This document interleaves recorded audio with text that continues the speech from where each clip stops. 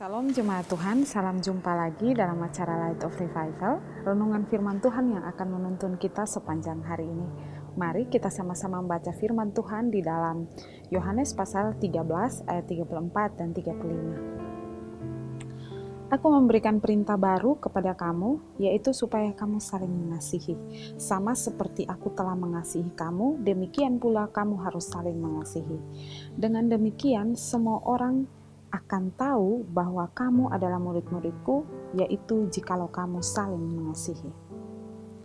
Kamu harus saling mengasihi.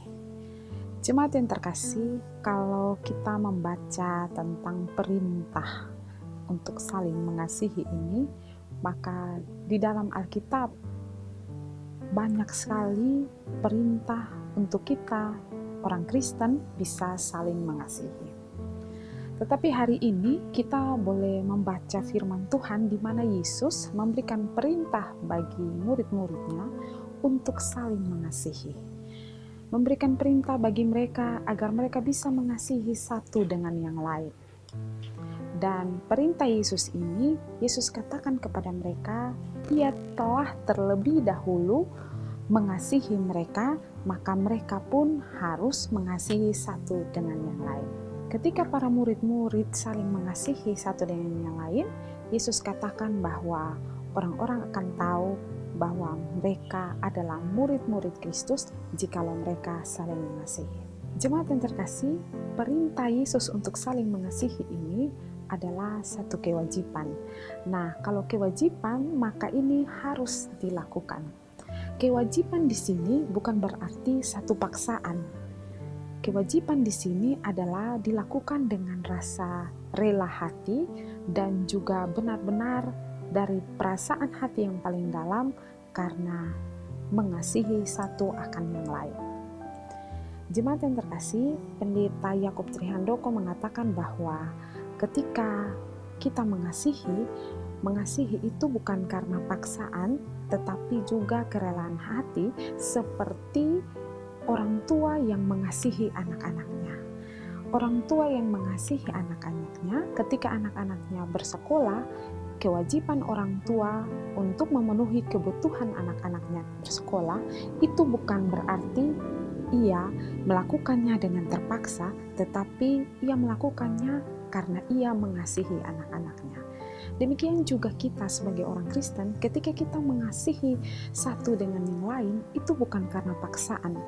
Perintah kewajiban itu bukan paksaan, tetapi karena kita rela mengasihi satu dengan yang lain.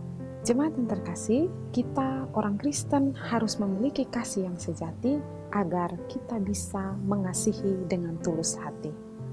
Seperti Kristus yang memiliki kasih yang sejati sehingga ia rela mengorbankan dirinya untuk menebus kita orang-orang yang berdosa. Ketika kita memiliki kasih yang sejati, maka kita bisa mengasihi dengan tulus dan hubungan relasi kita dengan Tuhan dan juga dengan sesama menjadi baik.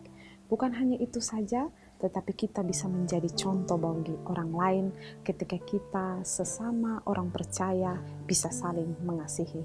Seperti kata-kata Kristus di dalam ayatnya yang ke-35 yang baru saja kita baca tadi, dengan demikian semua orang akan tahu bahwa kamu adalah murid-muridku, yaitu jikalau kamu saling mengasihi. Semua orang akan tahu kalau kita saling mengasihi. Semua orang akan tahu bahwa Kristus adalah teladan terbaik, memberikan contoh terbaik.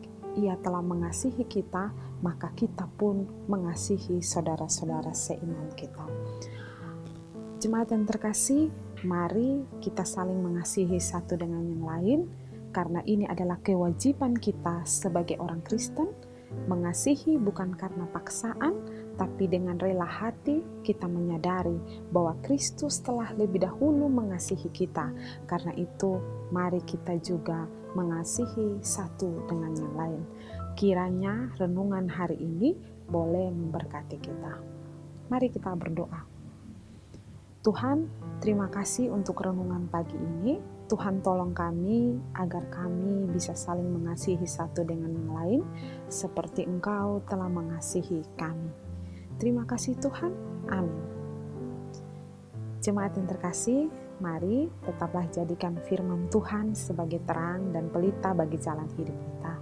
Tuhan memberkati kita.